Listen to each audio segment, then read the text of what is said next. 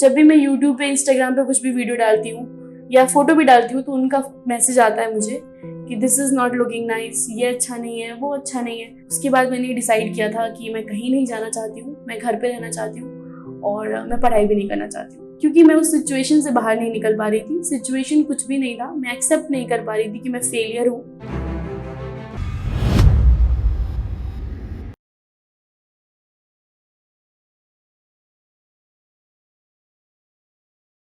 तो मेधा जी कैसा लग रहा है आपको? बहुत अच्छा लग रहा है यहाँ के। लंबा सफर था नोएडा से गुड़गांव तक का, लेकिन काफी अच्छा लग रहा है स्टूडियो में आपके साथ बैठ के। सो मेधा जी, हम जानना चाहते हैं, एक बार आप अपने बारे में कुछ बताएं, हमारे व्यूअर्स वगैरह जाने। बिल्कुल।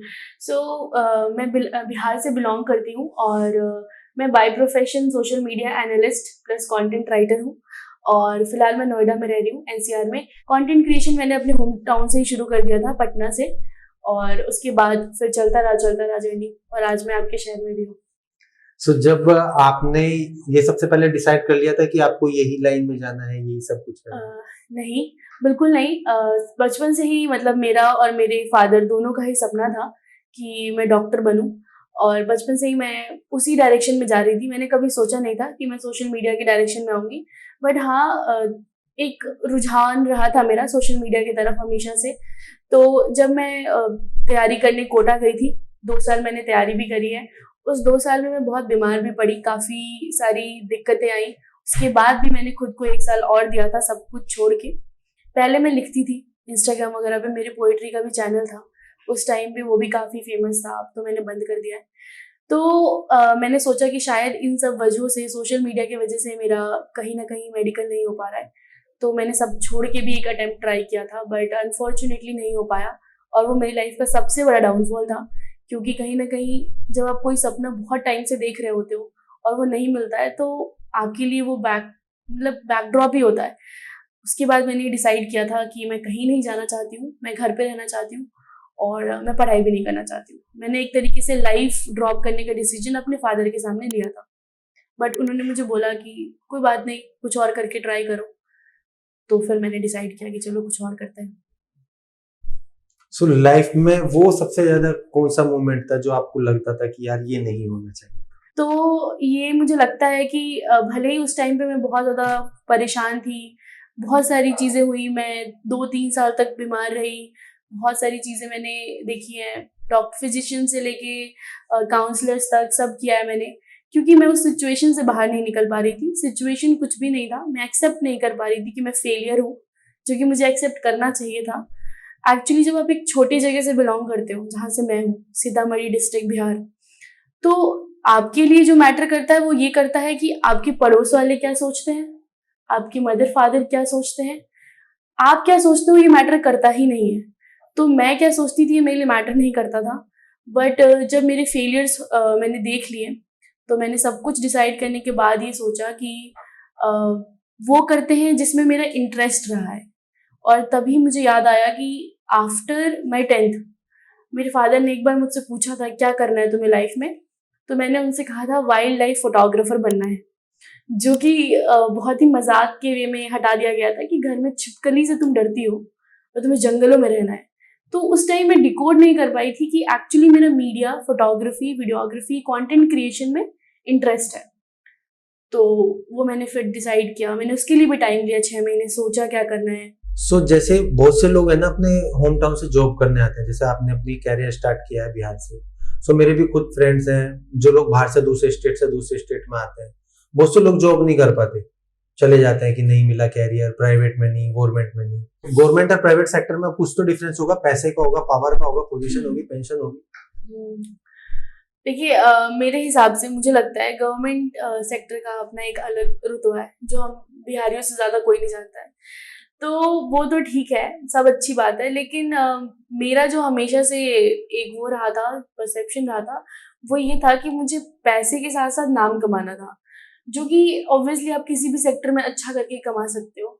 लेकिन फिर इंटरेस्ट की बात आती है, ज़बरदस्ती कुछ करने से नहीं होता है। अगर मैं ज़बरदस्ती ट्राई करती कि चलो आईएएस के लिए तैयारी करते हैं या फिर कोई भी बैंकिंग के लिए करते हैं, तो अगर वो नहीं हो पाता तो ज़्यादा बुरा इस बात का नहीं लगता कि वो नहीं हुआ, इस बात का लगता है कि जो मैं कर सकती थी, जैसे कंटेंट क्रिएशन जो मैं करती हूँ, वो ना प्राइवेट है ना ही सरकारी है। इट्स लाइक कि we are our own boss. हम अपना काम खुद कर रहे हैं।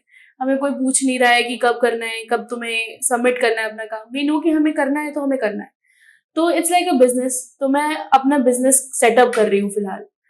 तो मुझे लगता है कि आपको सरकारी और प्राइवेट के अलावा बिजनेस भी इंक्लूड करना चाहिए एज अ ऑप्शन, जो कि आजकल फ्रीलांसर्स, यूट्यूबर्स कर ही रहे हैं। सब अच्छा कर रहे हैं। सो मतलब ऐसे जैसे बहुत से लोग मानते हैं कि बिहार के लोग ना बहुत ज्यादा मेहनती होते हैं हाँ। और लिट्टी चोखा उनको और मेहनत बनाता है। लिट्टी चोखा की बात करूँ तो लिट्टी चोखा मैंने खुद नहीं खाया है, 2 साल हो गए मुझे। तो वो एक्चुअली क्या होता है ना, ऑथेंटिसिटी की बात होती है।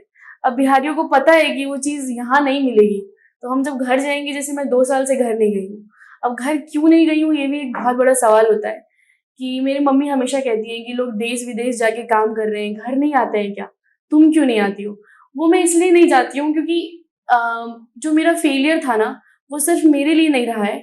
मेरे घर पे मेरे अंकल, आंटी, हर कोई अभी भी मेरे पेरेंट्स को एक टॉन्ट मारता है कि मैं पहली लड़की थी जो घर से बाहर निकली थी पढ़ने के लिए, और गाँव से भी बाहर। तो उनको ऐसा लगता है कि तुमने क्या ही किया, कि वो क्या कर रही है। लोगों को ये समझना बहुत मुश्किल हो जाता है कि मैं कर क्या रही हूँ। कि जो आपने जैसे पॉइंट टू पॉइंट बताया कि सफलता आने के बाद अपने पेरेंट्स को बताओ कि हम ये काम करते हैं, या अपने समाज को, या उससे पहले कि हम करते रहे अपने मंजिल तक करते रहे, और फिर हाईलाइट करें कि देखो आज हम इस मुकाम पे पहुंचे हैं अपनी सक्सेस के साथ। तो मुझे ऐसा लगता है कि जिस तरीके से मेरा जर्नी रहा है, मुझे खुद को बताने में बहुत दिक्कत हो जाती है कभी-कभी। मेरे आस-पास वाले एक्सेप्ट करते हैं। वो मुझसे कहते हैं कि तू बहुत अच्छा कर रही है, तू कर लेगी, हमें पता है, हो जाएगा, टाइम लगता है।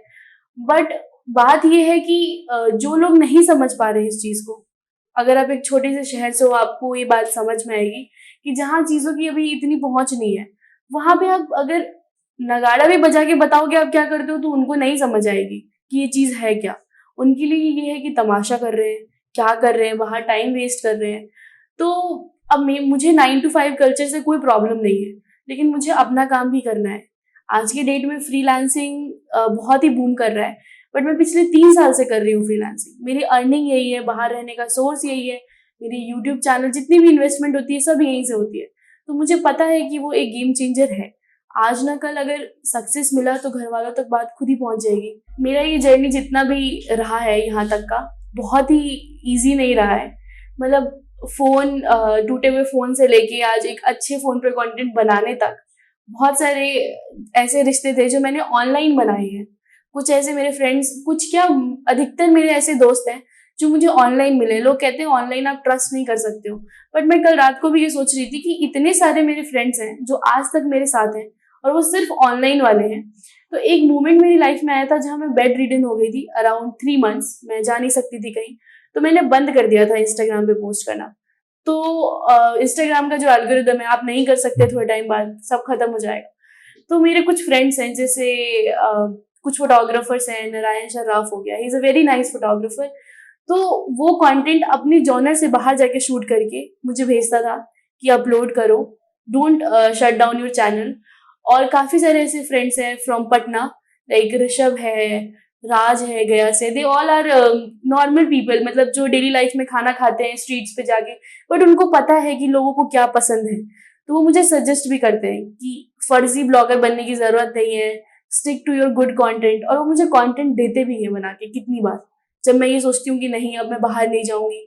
काफ़ी कुछ आता है लाइफ में, मैंने वेट भी गेन किया, काफ़ी कुछ हुआ, तो एक कॉन्फिडेंस ब्रेकडाउन हो जाता है आपका कैमरे के सामने जाने का। तो उन सब सिचुएशंस में वो लोग वहाँ थे, उन्होंने हमेशा पुश किया है। फैमिली से मुझे कम सपोर्ट भले ही मिला है, बट मेरी mummy, she is a good क्या कहते हैं, एनालाइज़र। जब भी मैं यूट्यूब पे, इंस्टाग्राम पे कुछ भी वीडियो डालती हूँ या फ़ोटो भी डालती हूँ, तो उनका मैसेज आता है मुझे कि this is not looking nice, ये अच्छा नहीं है, वो अच्छा नहीं है। तो वो एक तरीके से शी लव इट कि मैं कुछ कर रही हूँ, उनके लिए ये अच्छा लगता है। आपके एक व्हाट्सएप स्टेटस क्या आपने डाल रखा था? अभी जो कल व्हाट्सएप स्टेटस आपने देखा होगा, तो वो उनका तरीका है मुझे मतलब इम्प्रूव कराने का कि ये अच्छा नहीं है। अच्छा, अगर उन्हें कुछ नहीं भी पता होता है तो वो कोशिश करती हैं कि वो सीखें कि ये क्या है। उनको इंस्टाग्राम नहीं आता था, बहुत वेल एजुकेटेड है, बट नहीं आता था इंस्टाग्राम, फेसबुक कुछ भी चलाना। तो मैं अगर उनको इंस्टाग्राम से एक चैनल से कभी-कभी बहुत ज़्यादा हो जाता है उनका क्रिटिसिज़्म, तो मैं सोचती हूँ कि मम्मी को हाइड कर देती हूँ। तो वो दूसरी आईडी बना के बहुत प्यार से बोलती है, "पता नहीं क्यों कंटेंट दिखता नहीं है तुम्हारा। मैंने फॉलो कर लिया है तुम्हें दूसरी आईडी से।" So this is what I receive from my mother, which she is very sweet. और मैं जो चीज़ अपने फादर तक कन्वे नहीं कर पाई, वो मेरी मम्मी करती है। वो उनको बिठा के दिखाती है मेरे व्लॉग्स वगैरह कि ऐसा कर रही है, ये कर रही है। फिर मुझे मैसेज कर देती है कि आज इतना समझाया है मैंने, शायद वो अब आगे तुम्हें ईज़ी हो समझाने में। तो ये चीज़ें हैं कि मुझे कहीं न कहीं से थोड़ा बहुत सपोर्ट मिलता है, बाकी मैं डाउन पीरियड्स में अपने आप को भी पुश करती हूँ और आगे बढ़ने का मतलब कोशिश करती ही रहती हूँ।